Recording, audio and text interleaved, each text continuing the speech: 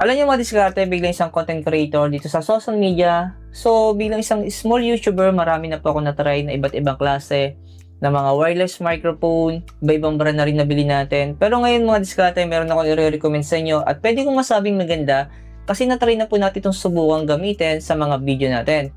So, ito lang naman mga diskarte, ang Boya Magic EI Powered Transformable Wireless Microphone. So kung sakaling gusto niyo malaman kung magkano ang presyo nito, sobrang mura lang ito mga diskarte, mag-visit na lang po kayo sa comment section o sa description natin. At ang kagandahan ito mga diskarte, kung mahilig po kayo mag-vlog sa mga activity natin through outdoor, so meron po siyang tinatawag na AI noise cancellation. Sobrang ganda niya kahit nasa gilid tayo ng kalsada, so mababawasan talaga yung ingay. Kahit yung mga busina o mga sasakyan dumaraan sa paligid natin, so hindi maririnig pag naka-activate yung AI noise cancellation natin. At meron itong 4 na kategory na pwede nating magamit. Napaka-importante, katulad natin sa isang content creator, meron po itong desktop mode, handheld, on camera o clip-on katulad ng ginagawa natin. So tapusin niyo itong video natin mga diskarte para malaman din po ninyo kung ano po yung mga inclusion pag bumili kayo nito kasi napakarami po itong accessories inside the box. At syempre, huwag niyong kakalimutan mag-like at mag-share sa ating video mga diskarte. Kaya naman, huwag natin ito patagalin. Tara, start na natin ito.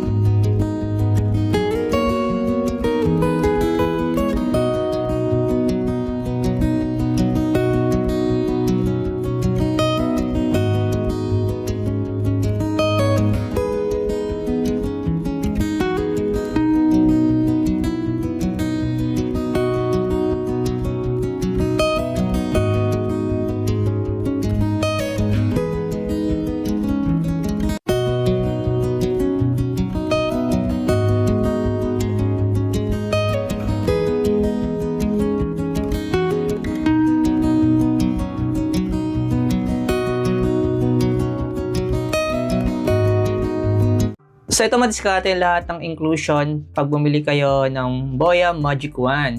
So yung wireless microphone natin. So unahin na natin sa charging case niya. So meron siyang isang charging case kung saan pwede nating i-charge yung wireless microphone natin. Ayan. So naka Type C na rin siya. Ito. And then syempre yung pinaka indicator sensor light niya. Ito siya. And just syempre dito rin nilalagay yung pinaka-stand natin. So, magagamit natin itong stand na to, yung tinatawag natin desktop mode. Ayan. So, ikot lang natin dyan. Panalagin yan. Oh. Ayan. So, kasama rin ito inside the box. At kasama din dyan yung dalawang transmitter natin. Ayan. So, ito yung kasama niya. So, napansin nyo, napaka-lit, no? Grabe, ang lit niya, madiskarte. Sobrang unique ng design niya. Tapos, syempre, meron na itong magnet dito para sa clip-on. Kung sakaling gagamitin natin siya. Ayan, tuwing nagbablog tayo. So, naka-magnet po yan. O kaya pwede natin siyang ganito. Yan, yung clip niya. Ayan. Tapos, syempre, meron ditong dalawang receiver para sa mga cellphone natin. So, meron ditong Type-C. Ayan. Sa mga Android o kaya sa mga iPhone 15, 16 o 17. Ayan, series natin. syempre sa mga Type-C Android phone natin. Pero kung sakaling gumagamit pa rin kayo ng iPhone 14 pababa, ayan, so meron pa rin naman tayo ditong Lightning, ayan. So magagamit nyo pa rin naman tong Boya natin. Ito siya. So Type-C rin siya, you know. Ayan. Pero pag sinaksak naman natin ito sa mga cellphone natin, so no need na siyang i-charge. Ayan. So automatic naman siya nag-charge pag nakasaksak sa cellphone natin. At kung gagamit naman tayo madiskarte syempre ng mga mirrorless camera, so sa mga on camera natin, so meron naman tayo ditong receiver na TRS, yan, naka 3.5mm naman to, yan. So ikakabit na lang natin to syempre sa kung saan yung pwede nating ikabit pag gagamit tayo ng mga mirrorless camera. So may kasama naman sa mga jack, ito yung mga jack niya. Tapos syempre meron din ditong Type-C, USB, o kaya naman Type-C to Type-C, meron din dito. So kasama na rin to inclusion inside the box. And then syempre dagdag ko na rin syempre to, meron din dito, oh, ayan. Yung list natin na may magnet, ayan, dalawa rin siya. Kasama na rin to sa box pag binili natin. So ang dami niyang accessories, grabe. At idagdag na rin natin madiskarte itong windscreen niyang dalawa. Ayan, so magagamit natin kung sakaling gagamitin natin yung wireless microphone natin to outdoor, lalo kung mahangin, ano. Ayan, so makakadagdag to para sa noise cancellation natin. At syempre, isasama na rin natin itong 4 na colorful na mga foam. Ayan, so may black, blue, yellow, ayan. And syempre yung red. At magagamit din natin itong isa, yan. Actually, ito medyo iba yung design nito kasi ano rin siya, parang windscreen din yung datingan niya. Ayan. So yan yung 4. Kung sakaling gagamitin natin yung wireless microphone natin sa mga tulad ng sinabi ko kanina, para sa mga handheld natin. So ilalagay lang natin ito pag ganyan. Yun. Diba? At hindi pwede mawala syempre yung bag niya. Ayan. Actually, napakaganda ng bag nito. No? Napansin ko dito, so kahit mabasa ng ulan o mabasa ng tubig, so hindi basta-basta mababasa yung laman nito sa loob. Ayan. Kasi yung tela nito, parang may pagka synthetic leather yung datingan niya. No? Ayan. So hindi ako masyadong familiar sa ganitong tela. No? Pero yun yung tingin ko sa kanya, parang leather siya. Ayan. Napakaganda noon niyo. Kasi yun pala sa zipper, oh. 'Di ba? Zip na yung pinakalaman nito kung sakaling gagamitin natin yung mga wireless microphone natin. Ay dagdag ko na rin mga diskarte na kung sakaling gagamitin yung Boya Magic Wand natin. So, huwag niyo makalimutang i-download o i-scan niyo na lang itong QR code dito. So, magde-direct na kayo sa Play Store o sa Apple Store. Ayan.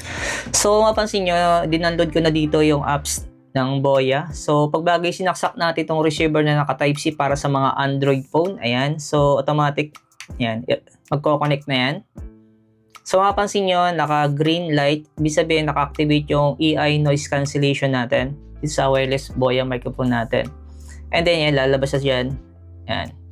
Tapos, syempre, ito na siya. Ayan. So, magdali kasing gamitin tong apps natin madiskarte. Basta basahin nyo lang po yung pinaka-user manual natin na kasama niya o inclusion do sa box natin, ano. So napaka-basic lang niyang gamitin. Ayan. Tapos kung ilalagay natin syempre itong ating wings screen, so ikakabit na natin ganyan yan.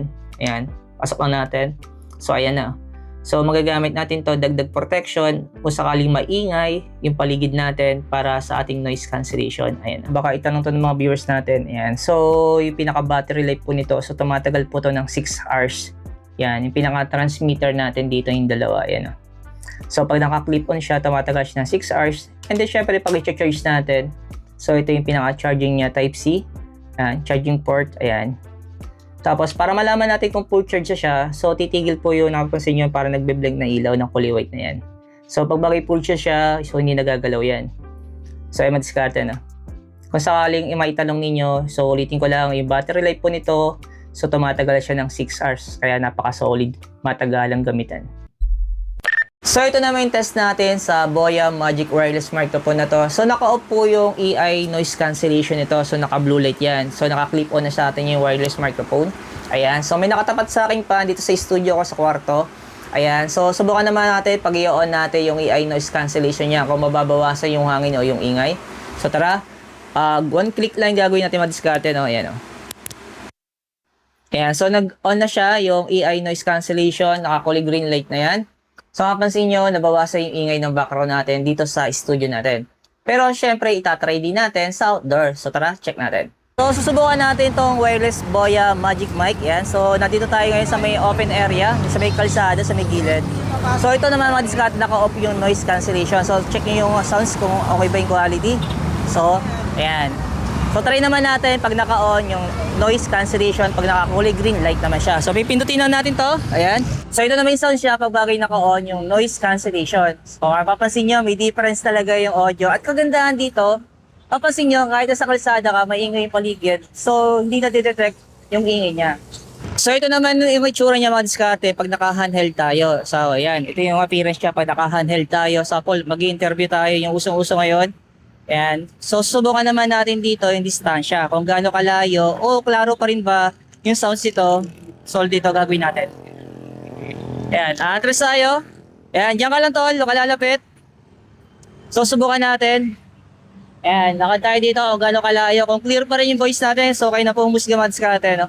So, kung interesado kayo madiskarte, bumili ng Boya Magic Wireless Mic. Available po to dyan sa may comment section natin o sa description yung pinaka-link. Ayan, napaka-solid ng mic na to, no? Panalong panalo.